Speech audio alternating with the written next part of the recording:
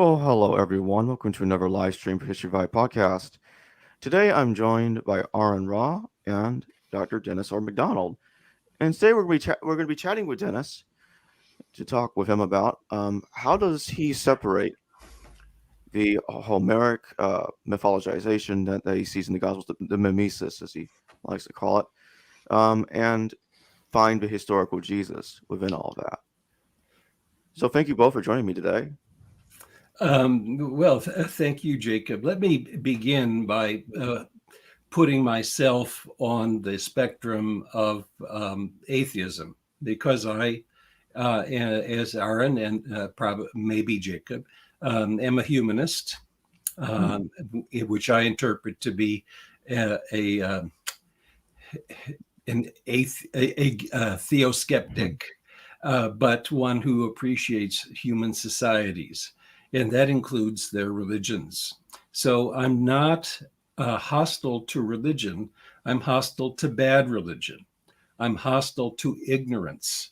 I'm hostile to people who are suspicious of science and knowledge and experts. And so I have common cause with many other people who are theoskeptics, but I don't have a skepticism that includes the questioning of the identity of religious leaders, Muhammad, Jesus, whatever. So that's where I would place myself. And of course, I have been an advocate now for 30 years for the mythologizing of Jesus and the apostles and others as a way of articulating the values of various religious communities and antiquity. The question then has been that perhaps Jesus himself is a myth, and these are mythicists, most of whom are also theoskeptics. But most of them are really not scholars. They haven't gotten dirty with the text themselves and tried to ferret out what could be legitimate historical references, in this case to Jesus, and which ones are mythologized. So I'd like to use an image with my students that goes something like this. Let's say that one took a copy of the Gospel of Luke and omitted from it everything that smacked of miracles, of mythologies, of talking to the dead, of resurrection, of ascension, of miraculous births, angelic visitations. I mean, just get rid of it all. Take a pencil and scratch all that out. But what's left? There is a lot that's left. There are certain ethical teachings. There are engagements with controversies with Pharisees over a biblical interpretation. There are lots of parables. There are predictions. And these seem to me to come out of a different social environment, and one that I think is best captured by the Q document. And so I'm also an avid supporter and researcher of the Lost Gospel Q. And in fact, I think the Q document is not only the most extensive, but also the most useful way of getting access to the historical Jesus. Unfortunately, many people who are theoskeptics are also Q skeptics. And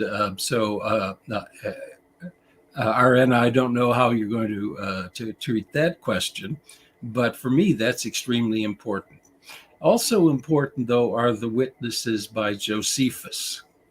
Now, one of them clearly is Christian fabrication, but it's not entirely a fabrication. There once was in the antiquities, I'm quite sure, a reference to Jesus, but as a troublemaker, because he appears nested in Josephus's statements about insurrections and upheavals in Judaism. And I think he considered the Christian movement a nuisance. And that's the reason then that Jesus may have been executed. But he also talks about Jacob or James, the brother of Jesus, and others who were executed because of violations of Jewish law, though other more lenient or tolerant experts on Torah said that Ananus can't do that again because these people weren't entirely outside of the limits of Jewish identity. So those are some of the arguments I'd put out there. Of course, there's so much more to say about Josephus. I didn't even mention Paul and Paul's understanding. So I think let me back up to Q in one other way. I don't think there's any saying in Q that we can say for sure that Jesus uttered. Ironically, perhaps, the best attested saying of Jesus is one sentence about a prohibition of divorce, because it appears in twice in Matthew, it appears in Q, and it appears in Paul as a saying of Jesus. Now, you can't do much with that one sentence, but I actually do think it's characteristic of his attitude, Jesus's attitude toward Torah. That is the Torah observance, but Torah can be abused. So other than that, I wouldn't attribute any saying in the Q document to Jesus wholeheartedly and unambiguously. That's not to say that the Q document doesn't portray Jesus in a way that makes sense in terms of Paul, Josephus, the Johannine tradition, and congruent with what we know about James and John the Baptist in Josephus. So my analogy would be Socrates wrote nothing. Everything we have about him is coming from various perspectives, let's say, especially Plato, Xenophon, and Aristophanes. But we can tease out of them a posture that Socrates had in Athenian society, which is really quite plausible. So I'm interested in the plausibility of these images about Jesus. So I don't think the mythologizing project goes all the way back to mythology of Jesus as questioning a historical Jesus. So I'm hoping gives us something to talk about. I have been embraced by the mythicist movement a little bit. I'm not saying that I embraced the mythicist movement, but there are a lot of people that thought that Jesus was entirely mythologized, and I'd read some of the arguments, though I didn't find them all compelling.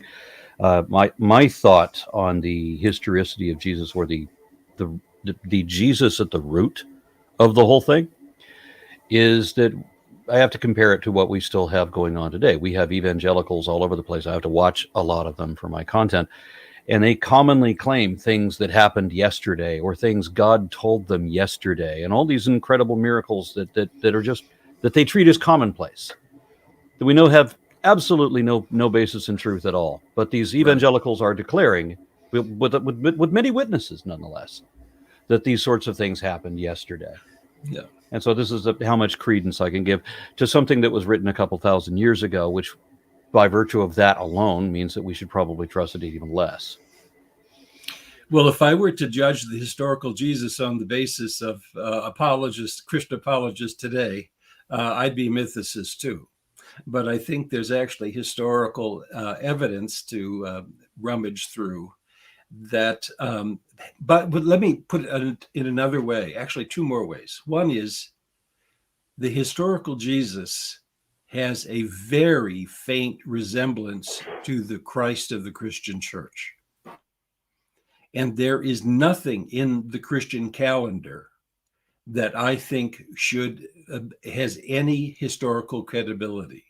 That includes Easter, it includes Christmas, it includes the Ascension, it includes that one could go on and on, that these are all creations of the early Christian imagination.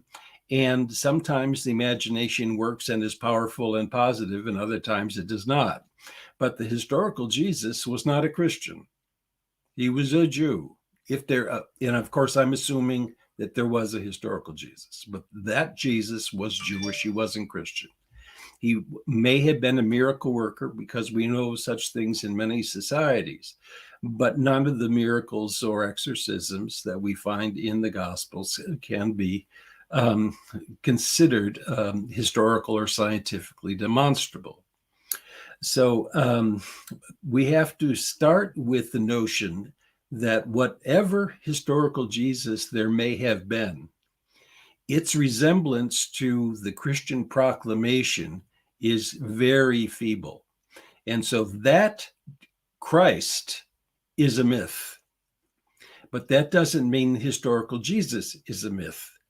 And in order to tease out the differences, I think we need to have good historical methodology. So, Aron, I would agree with you that because you're engaged with with apologists, that Christ that they talk about, the biblical Christ, is a myth. It is mythological. But I think it was generated out of the experience of Jesus, who, in my view, was a Jewish radical and was executed by Rome because he was a troublemaker. That is not the Jesus of Christians today. I do want to chime in a little bit more on that. One of my friends, Lawrence Eufa, who was on my weekly Bible study, The Blasphemer's Bible, he started out as a mythicist himself, but as he's getting more into the scholarship, he's back in college to become a biblical scholar. And wonderful. At some point along the way, he determined that there was enough there that it was warranted to think that there was a historical Jesus at the root of it. So he's not a mythicist anymore, and I respect that. However, I think we all agree that the character, whatever there was at the root of this, is. It seems to me that we agree. So let me venture that we're talking about a first century faith healer and self-described exorcist and so forth. And we see these kind of people still doing their side That's shows true. Yeah. Today. Yeah. So he may have been what we would consider a religious kook. But there are other things about his portrayal that I can understand to be admirable, but they're not exemplary. That is, in the Q document and apparently in other texts, there's a notion that of a God who is the father of Israel, and I'm a theoskeptic, so I just don't buy that Jesus they held to a God. That's not my religion, but I can understand why he, in that context, would make such an affirmation and understand God as he does. Another is that he requires in the Q document, and my sense is that this is somewhat historical, tremendous sacrifices because of his followers. And the sacrifices are worthwhile because they're going to be rewarded in the afterlife. Well, I don't believe in the afterlife either. And I don't think a good scientist would make that claim that dogmatically. So why should people suffer? Why should people die for Jesus because of a claim that they're going to be rewarded in the eschaton? Well, that's not my religion either. So there are lots of ways I could go on. There are lots of ways where Jesus's proclamation is problematic for me. I also think that proclamation has a different function in first century Judaism.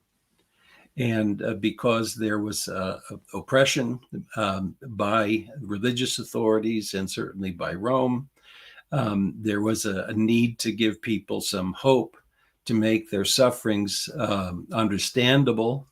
So as a humanist, I think I can decode that language and make it useful. But as a theological program, I find it difficult. On the argument that there was a historic figure, I'm a little confused as to the Q document because you seem to be quoting from it, but my understanding was that it was hypothetical. Is there a document or pieces known to exist?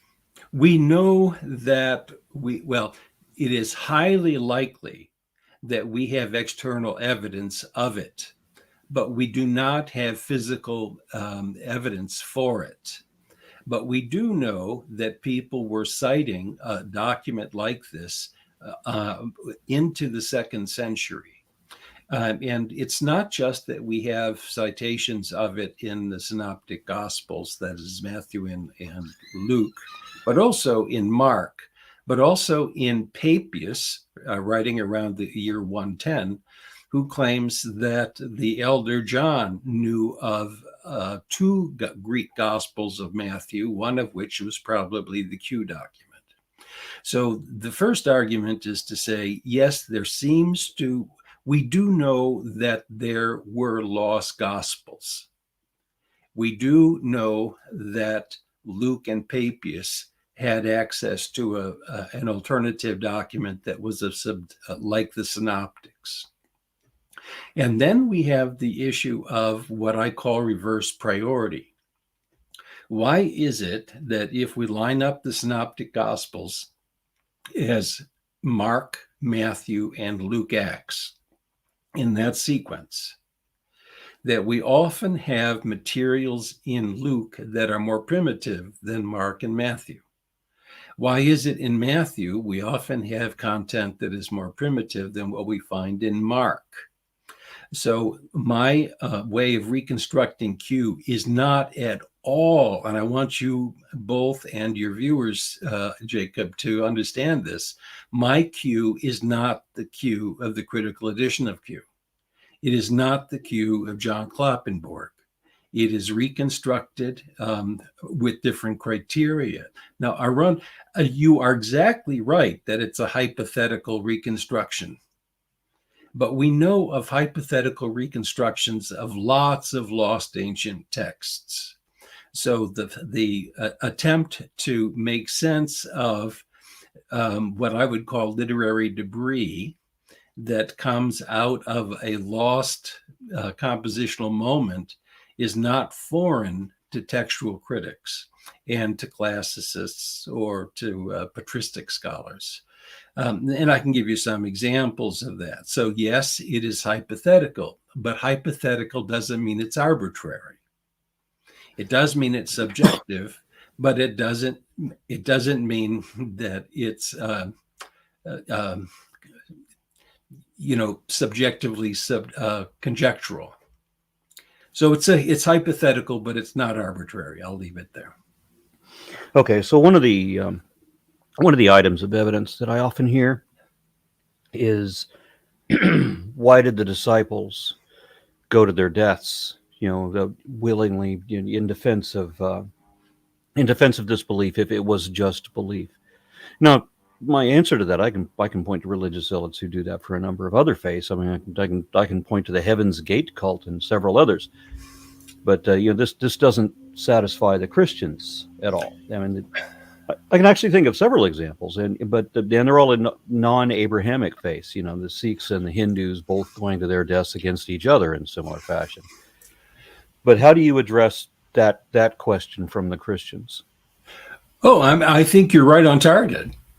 That people are willing to die for any number of causes, including supporting Donald Trump.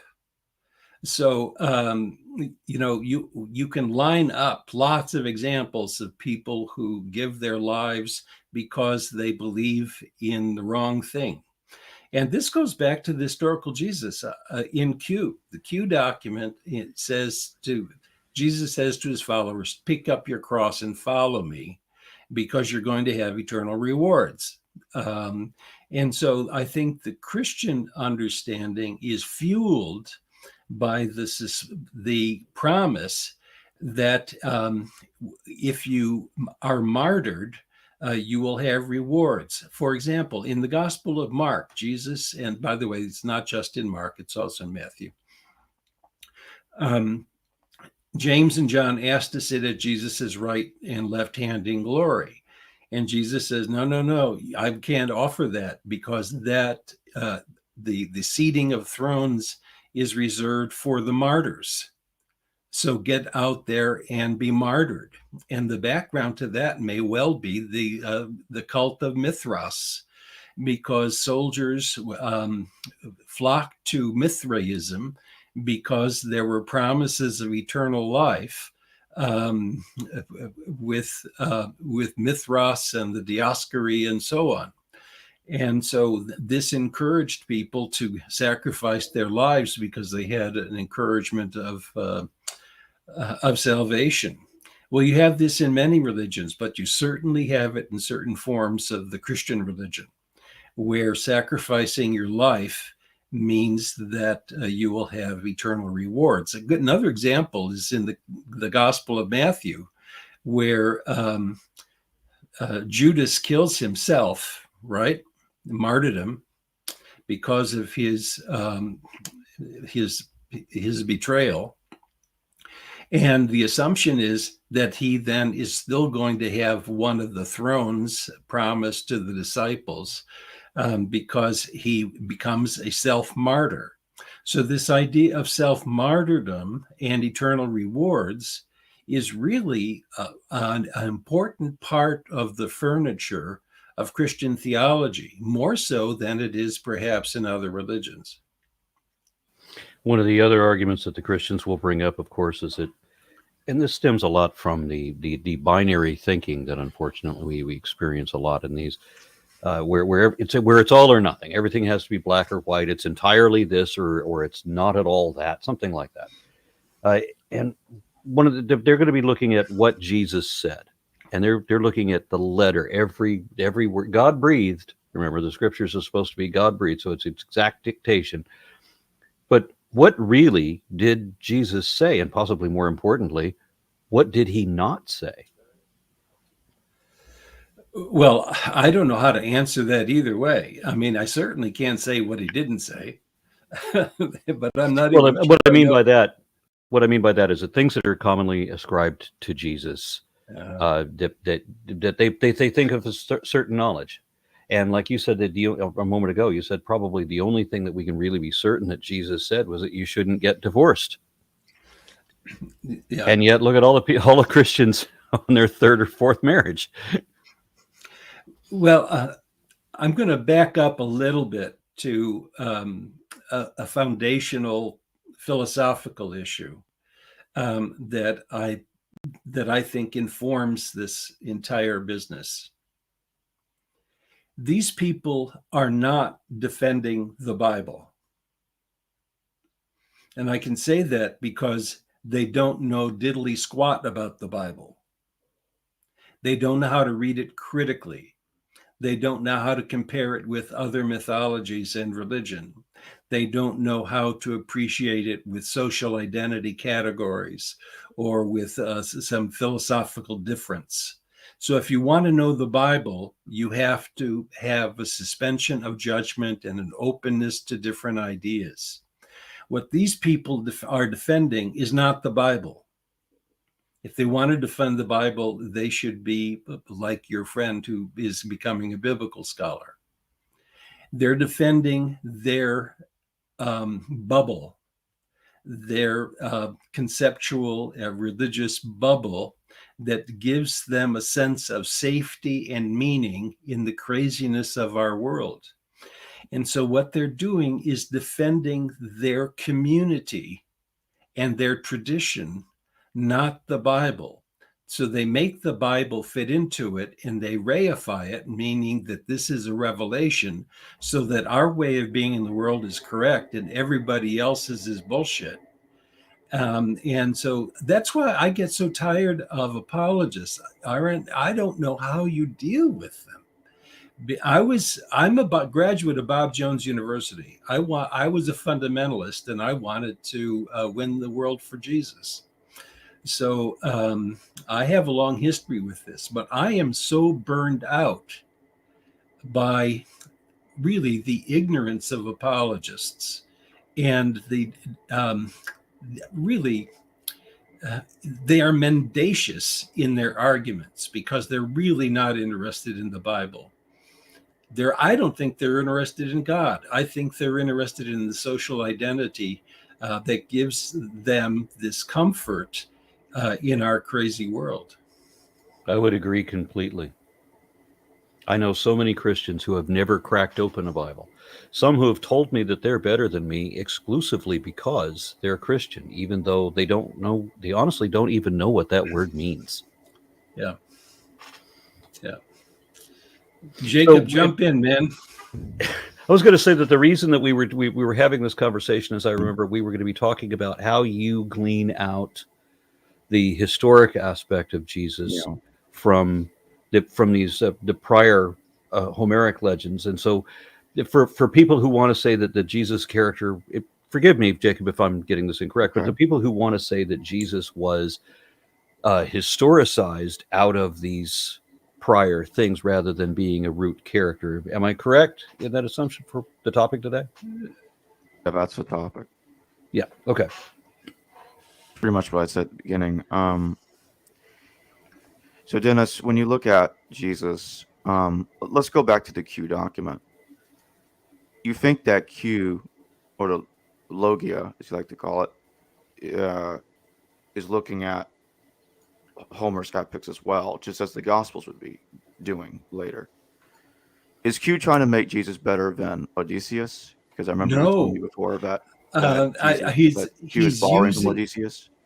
He's using the Odyssean paradigm, but he's not in competition with Odysseus. He's in competition with Moses. He's the promised prophet like Moses. The law and the prophets were until John. After that, the kingdom of God is in force. The logoi of Jesus is really a parody on the beginning of the book of Deuteronomy that begins, these are the logoi that Moses spoke to Israel in the wilderness. So you have this, what the Greeks call synkresis. It's a comparison of one character with another to show that the hero that you're validating is superior to others. And so you show that they have common traits, but you also show that those traits are are exalted in your character. Now, in order to get to Aron's concerns, I think one has to use three different kinds of categories. The one is, what would we use to qualify that Jesus existed? Another is, what would we use to qualify as Jesus's social identity in what we know about Palestinian Judaism? And a third is, what can we say that Jesus may have seen that's congruent with that social identity? So in terms of the first question, I would identify four different avenues that are primary. One is the Q document, but if you want to be a Q skeptical, help yourself. Another is the Pauline literature. Paul claims to have received some sayings from Jesus. There are also a number of places where Paul has parallel content of ethical instruction. But certainly, Paul did not create the notion that Jesus was crucified. That's not something that you want to advertise about a hero, the shameful death. So that's the second point I would make. I'm sorry. The third is the indirect way that I think we should understand the references to John the Baptist, Jesus's brother Jacob, and Jesus himself in the Testimonium Flavianum, even though it obviously is a Christian adaptation of something. So then we have Q, we have Paul, we have Josephus, but we also have the Johannine tradition, in which I put Papias. And that is, there were people who were called presbyters or mathiti, that is, disciples, um, who make a claim that they knew Jesus or they knew people who knew him. And so the beginning of 1 John says, what we have seen and touched and heard, we transmit to you. And the we is probably a group of presbyteri, that is, elders, old people who had access to Jesus. Now, you can make a claim that all of those are bogus. I don't think they are. I would like to give and I think that they are congruent sufficiently. So that's the first question, the historical identity. The second is, what do we know about social identities before the Jewish war in Galilee? And what do we know about the Pharisaic Judaism at that time? And I think what we find in the Q document, in its portrayal of Jesus, and this would be true also of Paul and to some extent Josephus, is that Jesus's followers represented a more liberal and tolerant way of understanding Jewish law. And we know that the tensions between Pharisees, whom I call Torah enforcers, and those who were more Torah lenient could be vicious. And in fact, in the Q document, Jesus tells his disciples, don't fear those who can kill the body, but cannot kill the soul. And it's in the context of this dispute about Torah. By the way, as an aside, I had a special Israeli student who was Torah observant, and he said if he lived in first century Palestine, he'd have killed Jesus too. So, these things can be volatile.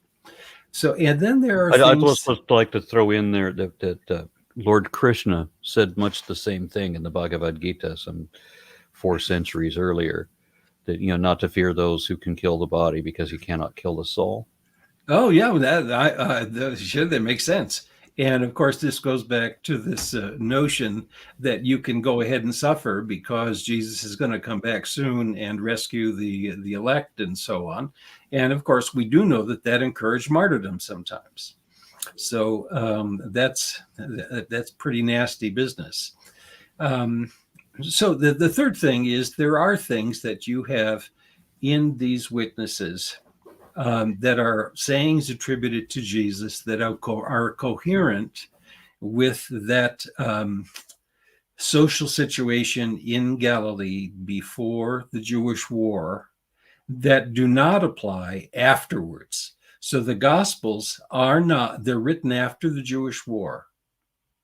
They're no longer concerned about what happened in Galilee as much. They're interested in what happened in Jerusalem, where Jesus gets executed. And of course, by that time, Jerusalem has suffered a sack, and the temple has been appropriated by Rome. And you have the growth of mythologies related to Greek poetry that does not happen in the same way in Paul. It doesn't happen the same way in the testaments of Josephus to who Jesus was. Jesus is a Jew who's struggling to make sense of Torah for outsiders. So it's those 3 levels. One, what's the evidence for a historical Jesus? Second, do the witnesses about a historical Jesus have a certain coherence with respect to social identity issues in the Galilee prior to the Jewish war? And I think the answer is yes. And then, are there certain sayings that one can attribute, that had been attributed to Jesus, that seem to make cohere with that social identity? Well, there's another thing to look at too. I mean, for one thing, we have a number of the Forgotten Christianities, I think was Bart Ehrman's description of it, where we have these other gospels in which We've got Jesus murdering a child at one point, and we've got another time of my favorite quote when his disciples, I think it's in the Gospel of Thomas, when they ask Jesus what he thinks about circumcision, and Jesus said, "If God meant for us to be circumcised, we wouldn't be born with foreskins." Well, now there's wisdom, but these things are not normally attributed to Jesus. We have to look at, I mean, these are other stories, and they're based on this kind of a character, and now we're trying to glean out whether there was one and indeed only one man at the root of those as far as historic characters go. Because I've talked to Christians, again, these apologists who have no idea what they're talking about, admittedly, but they're telling me when they look at reference to Jesus of Damnius or Jesus ben Ananias, and they say, well, that's our guy, that's the historic proof of that. Then I have to point out what we know, that these are other people and that they didn't even live at the right time. But it doesn't matter. They're just grasping for whatever they can do. They're grasping. That's right. Exactly right. Yeah. So then, if I might just comment, I'm so glad you brought in the diversity of early Christianity, because in the Gnostic impulses, Syrian Christianity has its own thing going. Later on, you have it in Egyptian Christianity in various ways. So that is another argument for saying that there was some kind of explosion early on that sent shrapnel going in lots of different directions. And it's only the Christian Orthodoxy one that people think survived or was valid. And then we have other stories like where, for example, I read this Persian story about a Zoroastrian who wants to go seek the truth of God, and he goes into Medina, I think it was, and he finds Jesus, because in the Muslim tradition, Jesus never died. Jesus has these miraculous powers, and he just lived on for centuries after the supposed crucifixion, that of course that never happened in their mythology. And he goes to Jesus and he asks for the truth of God, and Jesus says, well, I'm not the final prophet. You have to go to Muhammad. So here's Jesus being appropriated by Islam to direct believers away from Christianity and into the new faith, being Islam. And I see the story of Jesus doing something similar with John the Baptist. Let's have John the Baptist. We have another character who's very much like John the Baptist, maybe taking some ideas from that. And then we're going to write a story wherein John the Baptist baptizes Jesus and then tells his own followers, don't follow me anymore, follow this guy now. The Q document is really amazing about John the Baptist. And in fact, almost everything we know from the Jewish or Christian sources comes indirectly or directly from the Q document.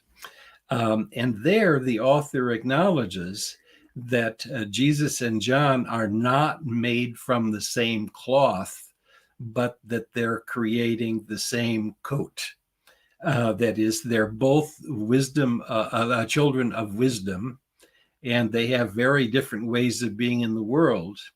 But I think what they have in common, Aron, is that they both represent an alternative Judaism to the kind of Torah enforcers and temple establishment people that are in control of Jewish society. So what they have in common is they're a bit like Malcolm X and Martin King. They're a part of the same movement, but they have a very different modus vivendi. So, but anyway, the Q document's quite amazing when it comes to John the Baptist. What do you think of people today that even claim that, oh, they saw Elvis? There are people that are thinking that Elvis is still alive somehow, even though everybody knows he's dead. Do you think some of that occurred with the historical Jesus, that some people could not believe that he was dead and they wanted to believe that he was alive so much that they had seen visions, they hallucinated visions of Jesus? Well, the Gospels kind of describe exactly that when they're talking about how they randomly found some guy in the crowd and decided that was Jesus, even though it didn't look like him. I don't know what you're talking about in that case. Is there a particular story that you're? It would take me it would take me a minute to find where the reference was, but they were talking about how they identified. I don't remember which book it was in. I'm so embarrassed, but the person didn't look like Jesus. They just identified that this was Jesus, and apparently maybe he copped to being Jesus because they said he was. Yeah, I'm not able to fish that out myself. I'll have to find the reference somehow and then put it in the comments later. I don't. The answer to your question, Jacob, is a simple one. Yes, I do think there were visions of Jesus, and it was caused by cognitive dissonance, that people didn't want to think that the person that had meant so much to them and that they considered to be an agent of God would be entirely unvindicated. So the earliest understandings of Jesus is that God exalted him the same way that Moses and Elijah were exalted. It's not a resurrection. It's not an ascension. It's a divine vindication. Well, if you have that vindication and that Jesus' spirit is still alive, it opens up the heavens, doesn't it, a bit? So that people then can claim that they had these visions. I don't think it's unusual. On the other hand, I am very skeptical about trying to psychoanalyze from religious texts. So whether it's hallucination, whether it's a dream, whether it's a willful mythologizing and prevaricating, I'm not in a position to know. But that people claimed to have seen the risen Jesus is plausible. I'm going to give you a story that this happened as soon as the Homeric epics and the Gospel of Mark came out. I was attacked by, in this case, Roman Catholic apologists. So I was in my home in Denver, and then I got a phone call from a person who was at that point giving a radio interview. And it was from New Haven, Connecticut. And I thought maybe it was someone identified with Yale or whatever. But anyway, this is honestly 40 years ago. So the person gave a nice introduction to me and a fair appraisal of of my book. And he said, well, I want to start out with a simple answer. What do you think? Was Christ divine or human?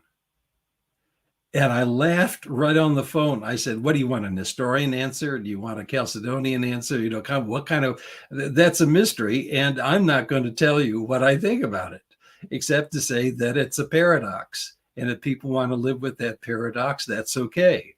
But I can't give an answer to it. And I would say certainly Jesus was a human being. If you want to say that more than that, that's up to you. Well, then a caller called in and said, isn't it just like those communists that they can't give you a straight answer? So then I got red baited because I held to the ambiguity of the Christian paradox of Jesus being more, human and divine. And so I laughed again. And I said, since when is accepting the orthodox paradox make me a communist? And so the very next person called, it was a woman, and she says, well, does Dr. MacDonald think that the Virgin Mary appears to 20,000 people every year? And I said, first of all, I don't know how anybody would know if the Virgin Mary appeared to 20,000 people in a year. So yes, I'm skeptical about it. And I think if you talk to Muslims in Egypt, they would say that that Fatima appeared to 20,000 of them during that time too. So how am I going to know? And how would you know about the Muslim appearances? In that case, the show was to go on for 45 minutes. It was over in 20 minutes because of these conversations. He shut me down even before the first commercials for the radio show. So yes, I mean, you have these people making judgments about visitations of holy people, and these were just heroes, and not even the deity itself. So I did a video recently about a Catholic priest exorcist who was speaking very calmly and matter-of-factly about how many times he's met the Virgin Mary, because he'll be exorcising demons out of some poor kid, and the demons are rendered powerless once Mary enters the room. And I'm a little mystified at how people just believe that, and how this guy can believe that. He really thinks that he's met Mary multiple times. He's thinking he's talking to demons. You don't think he knows he's lying? I don't think he does know he's lying. I think that's where we get into crazy. Yeah, that's right, and that's why I'm not interested in psychoanalyzing. How would one know? Yeah. I want to reference another line that I like the way it was quoted in Jesus Christ Superstar, when Pilate says, you Jews produce messiahs by the sackful. There's another thing we have to look at, because when people are looking at the historical Jesus, they're thinking about all of the significance of this one and only one character, completely removed from the environment in which he lives, completely removed from all of the other mythologies that were already around at the time. I mean, like Justin Martyr makes this crack about how Jesus should be interpreted the same way that you would interpret the characters whom you esteem to be the sons of Jupiter, that he's capable of all of these different miracles just like they are.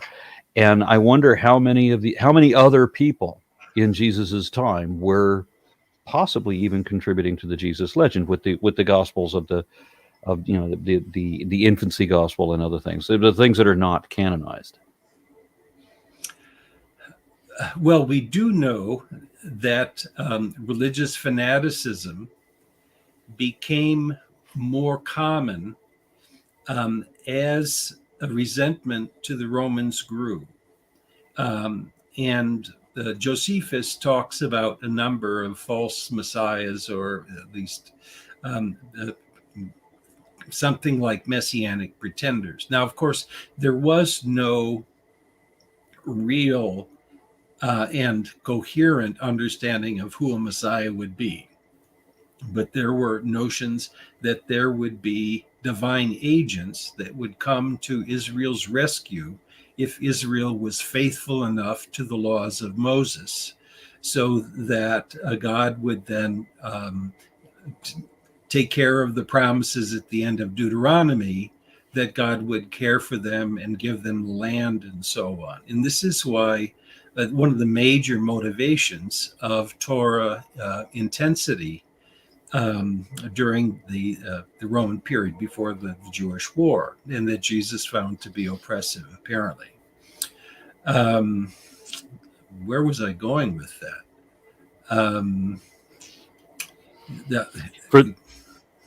For those of us who have messianic characters. Yes, there were some messianic like characters. That's true. On the notion of Jesus being a Jew, and I agree, he would have to have had interpreted himself that way. I mean, every new variant of religion is considered a heresy. So maybe he was a heretical Jew, but he's being cast as messianic. And for those that hadn't seen our previous conversation, if they've never seen you before, never seen me before, can you explain what you had a different interpretation than we normally hear about what Jesus thought of himself? You said you had suspicions that he didn't think that he was about to die, that he's not about to be sacrificed for, any greater good. Can you expand on that for the audience today? Well, I don't remember what I said, but as you talk about it, I don't remember having said something like that. So I don't want to defend that particularly. We were talking about the prophecy where Jesus said that there are some of you still standing here who will see the Son of Man return in the clouds at the right hand of power. And if I remember correctly, what you were saying then was that you didn't think that Jesus was speaking about himself in terms of the being the Son of Man, that he may have been talking about somebody else that he foresaw coming in the future. Yeah, but that doesn't sound quite right either, because I don't think Jesus considered either himself or an eschatological character as the Son of Man. In fact, I don't think the Son of Man was ascribed to Jesus prior to the Q document, which means Jesus did not talk about himself as the Son of Man. The way that it works in the Q document is that Jesus from Nazareth, a human being, is baptized by John, and he learns from the baptism that he's been adopted as the Son of God. And then he's tempted in the Q document and then in the Gospels by the devil. And the devil says, if you are the Son of God, do this. If you are the Son of God, do that. I'll give you the kingdoms of the world and so on. So, but Jesus then, when he calls disciples, talks about himself as the Son of Man. Now, but it's not the Son of Man of Daniel, coming on the clouds and being victorious. It's the Son of Man, as in Ezekiel, who is the poor, rejected prophet who is going to the household of Israel, to a people that have provoked God, and he's preaching his repentance story. So there is a conflict between the reader's knowledge that Jesus is the Son of God, Jesus's awareness that he's the Son of God, but his portrayal rather as a prophet like Ezekiel as the Son of Man. But later in the document, Jesus reveals to his disciples, after they've been proven themselves faithful, that he himself will be the glorified Son of Man. Which is a way of saying he's the Son of God. No one has seen the Father, but by me. It's the kind of a Johannine reference that one has there. So I think we know almost nothing about Jesus's self-perception. And the same thing's true of not knowing much about what he said. But what we can say is that he was remembered as being a forceful and charismatic teacher that had an alternative view of Torah that was more inclusive of the marginal, including Gentiles, at least potentially. So in the Q document, Jesus says he's seen more faith in a Roman centurion than he's found in all of Israel. I mean, that is really, spitting in the eye of your enemy. So that's really pretty spectacular. So I don't think by the way, this is a fascinating piece that most people don't understand. The word disciple means student, and it's never mentioned positively in Christian texts before the Q document. Paul doesn't mention it. And it's never mentioned in the Hebrew Bible positively. So Jesus in the Q document is not creating a new religion. He's creating a school that has biblical interpretation in its core and is proclaiming a new kind of kingdom of God that is based on compassion and inclusion, as opposed to a strict Torah observance. Now, whether that reflects Jesus' self-understanding or not, I'm not sure, but I think maybe it does. That he understood himself as a teacher who had an alternative understanding of Torah. And this was attractive to people, but it got him into trouble because it became, like Cesar Chavez, an embarrassment to the establishment. I think I would agree again entirely with your summation as to my only deviation, perhaps, is I wouldn't be quite so generous. I mean, if we were just to take that everything that the Bible said that Jesus actually said, all of those things, despite some of the contradictions, what we end up with is the character that I described earlier on. He's no different. He's a first century faith healer and exorcist. He's a scam artist. That's the way. When I see the evangelicals on TV today, I'm seeing what Jesus was in the first century, and a person no more honest than they are. Well, I would be more generous than that, I think. By the way, I have a very, very good friend who's a New Testament scholar and a Jew. And we were talking once. We talked many times, but he told me that he loves to listen to television preachers. And I said, David, how could you possibly want to listen to Christian radio television preachers? Because he said, it makes me so glad I'm Jewish. And, I think you can have a kind of schadenfreude yourself. I'm glad I'm an atheist because I'm not, stomaching all this kind of nonsense that's out there. Telenikon, thank you for your super chat question. It's been a while since reading my copy of Burton Mack's Q book. Did Jesus make any references to his supposed upcoming resurrection in any level of the Q strata? There are places by the way, I was the successor at the School of Theology here in Claremont to Burton Mack. And I also am a Q scholar, although my Q is very different from Burton's. And by the way, Burton died about a year ago, as I understand it. In fact, we lived 2 blocks away from each other here in Claremont. Not a resurrection, but we do have evidence in the Q document that Jesus talks about his vindication. And he says at one point, you will not see me until you say, blessed is the one who comes in the name of the Lord. And the best history of religions parallel in Judaism we have is Elijah, who is claimed was exalted, who didn't die, was exalted, and was thought to come back as a divine agent sometime in the future. Some people said the same thing about Moses. So I don't know what Jesus thought about himself, of course, but this author is suggesting that Jesus predicted that he would be vindicated and be able to come back and settle the score.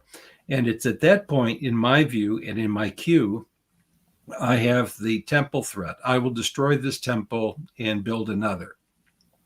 So that is in my Q document, which implies, of course, that Jesus is going to come back and kick butt. My impression, and this is just an opinion, but I mean, my thought is that if we had a time machine and we could go back and find one guy on which most of the Jesus legend could be based, so we can find the guy that we could agree, okay, this is Jesus, and we brought him forward in time, I don't think that he would recognize the Bible as being about him, and I don't think that he would recognize Christianity. I think Jesus would be appalled to read a gospel. I think you're right. I think it'd be appalling.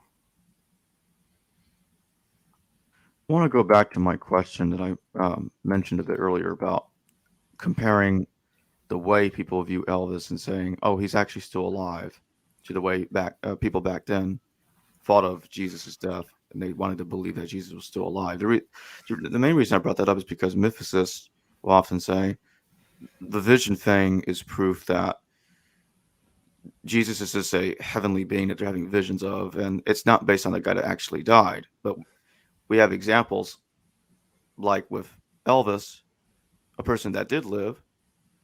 When he died, people wanted to believe he was still alive. Absolutely. That's a very good analogy. So I think you answered your own question. The same thing's true of Elijah.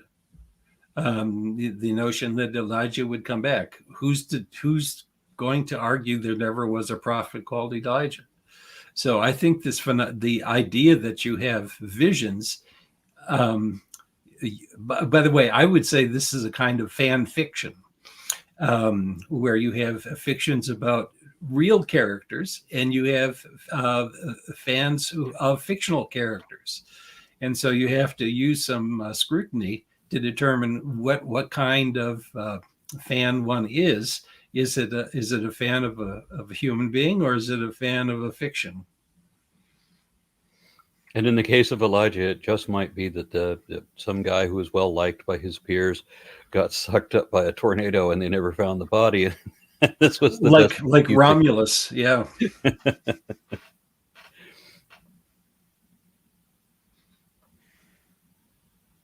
Do you think that when Jesus was alive, that there were Hellenists in his movement, even as early as his time, that could have already have been trying, even behind his back, trying to make him better than other Greco-Roman heroes? Or do you think this only could have started after he died? Are we talking about Atwell's idea? Okay. No. But you're talking about the mythological impulse to mythologize Jesus? The mimesis.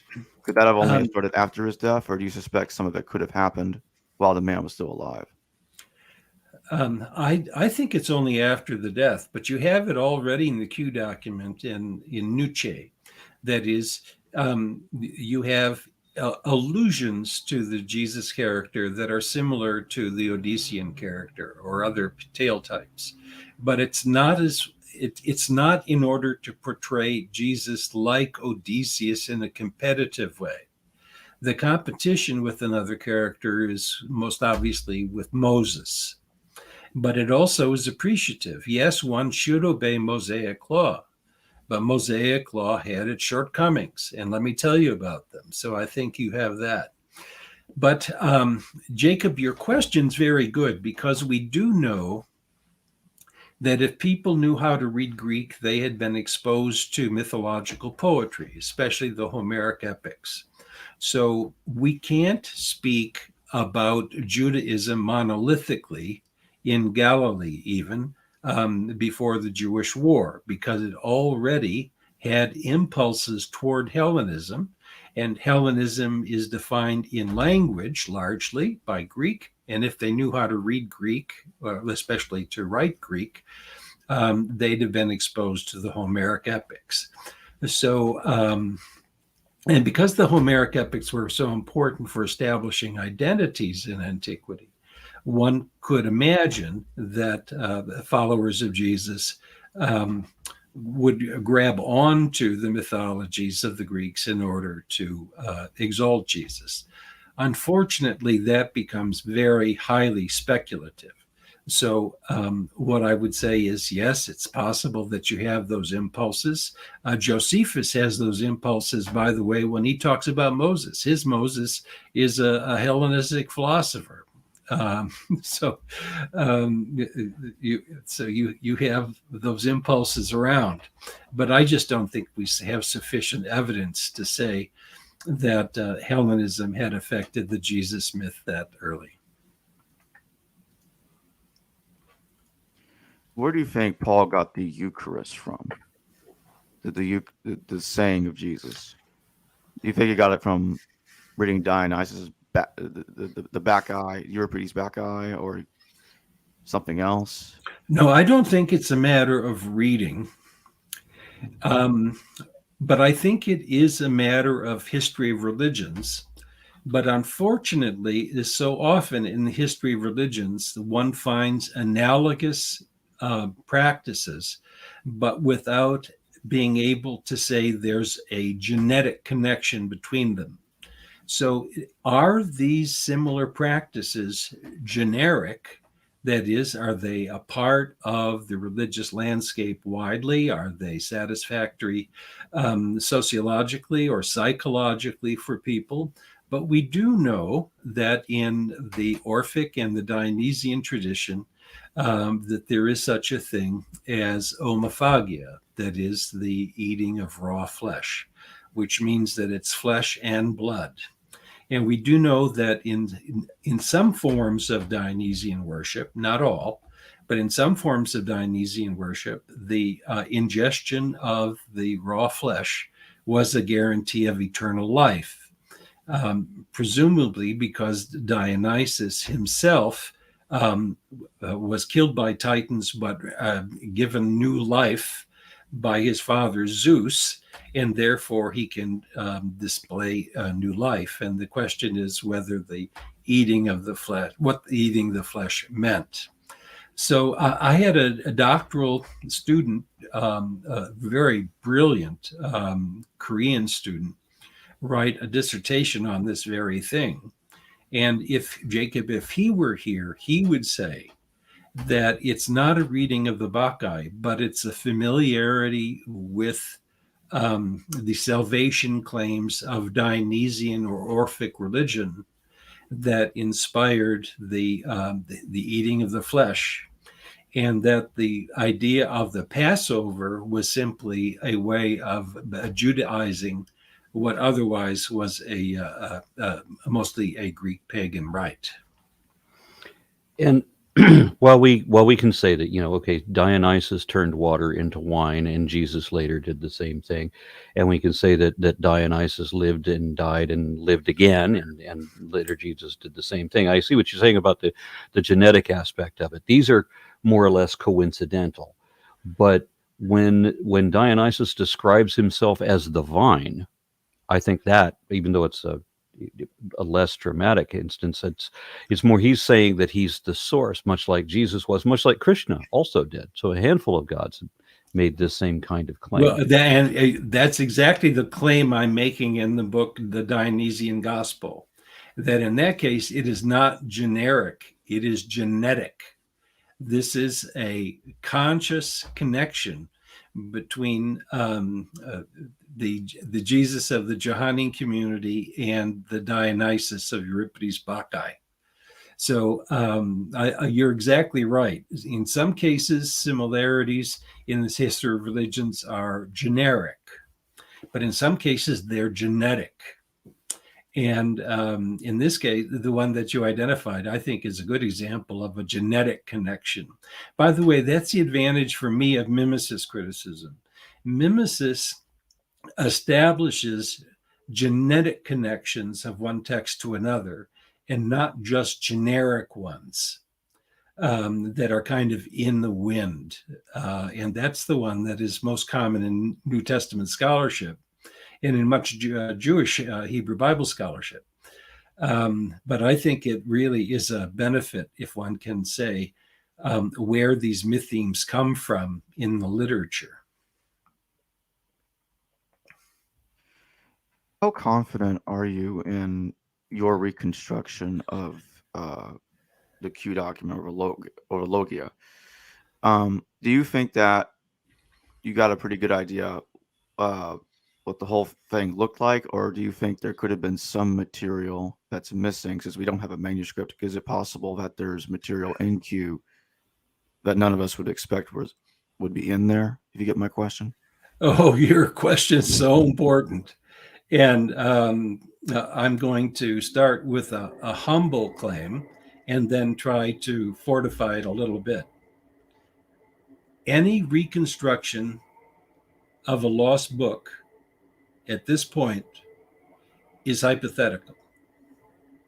So anyone who says that they have great confidence that they've reconstructed a lost book, especially one that is as complex as the Q document, I think is smoking weed.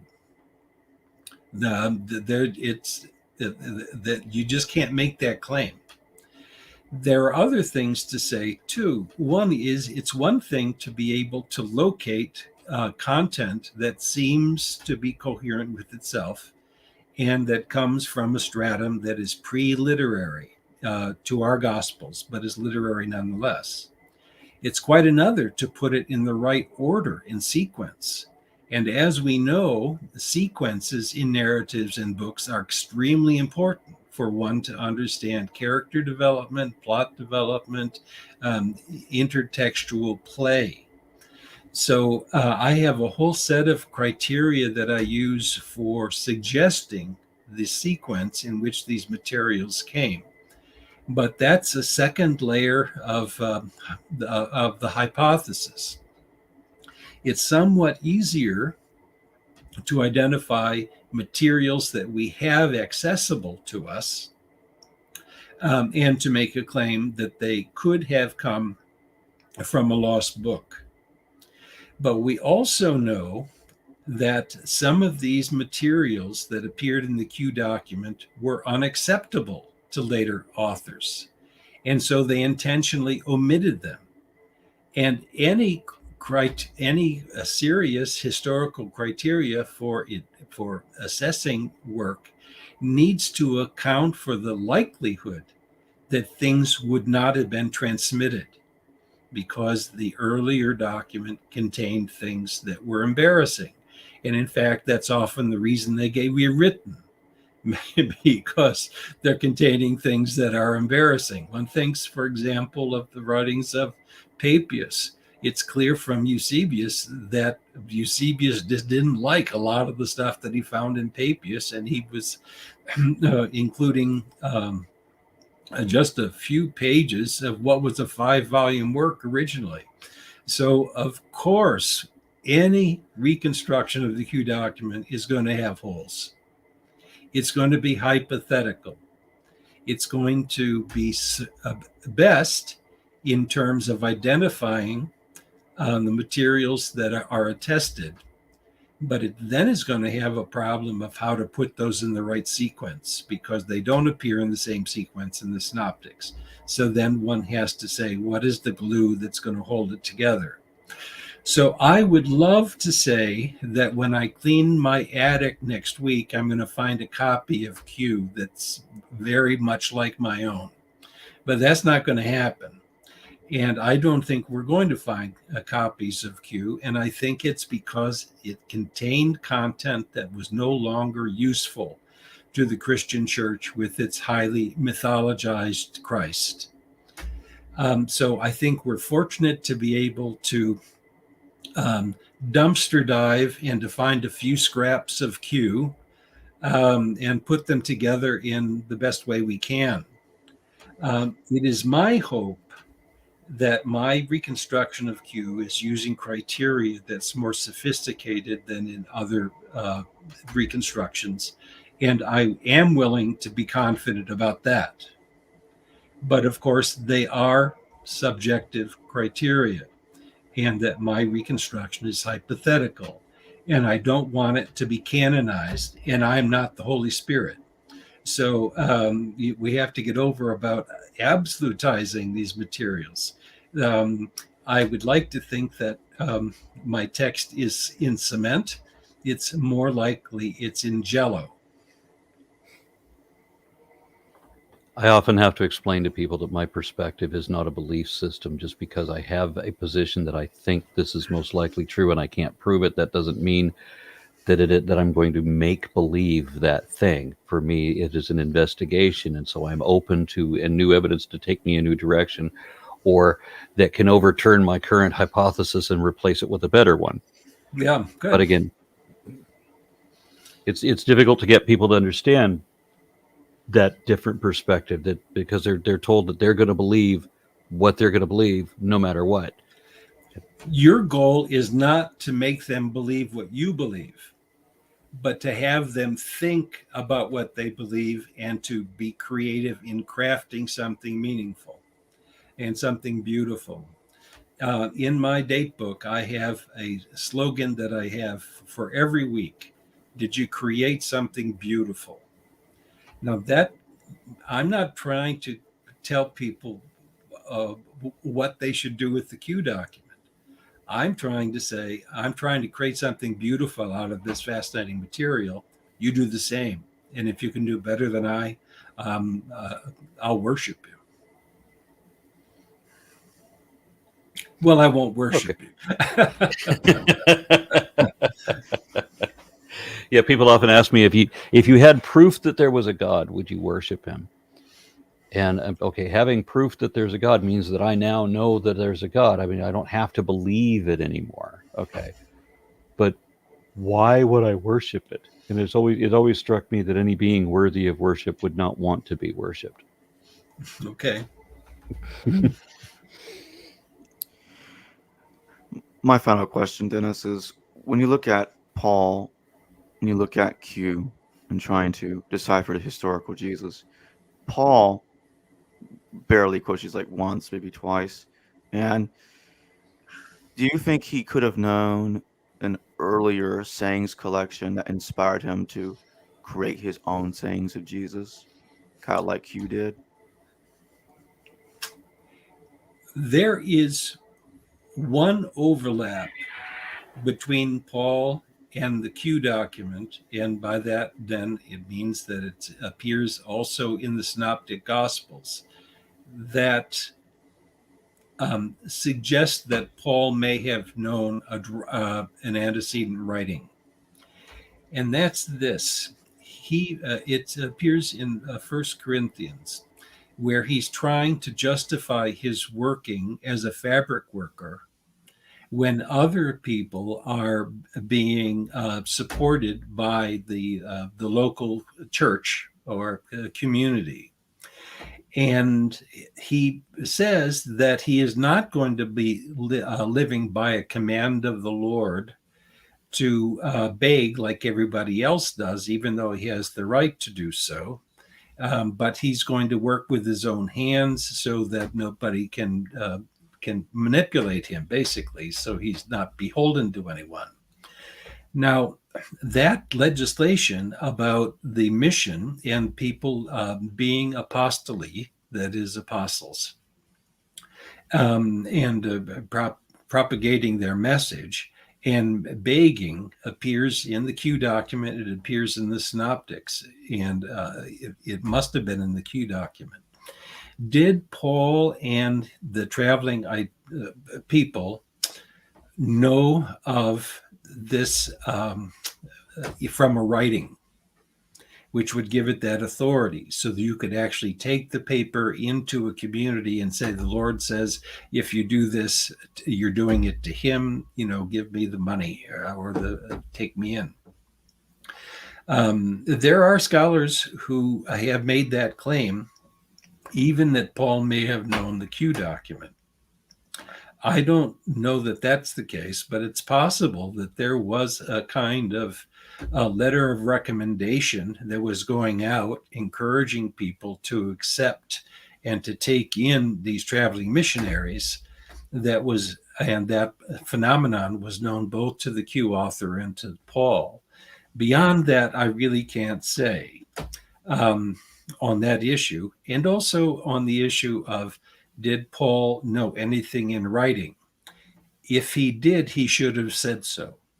The orientation that the sources of information that he has apparently were primarily the pillars of the church in Jerusalem.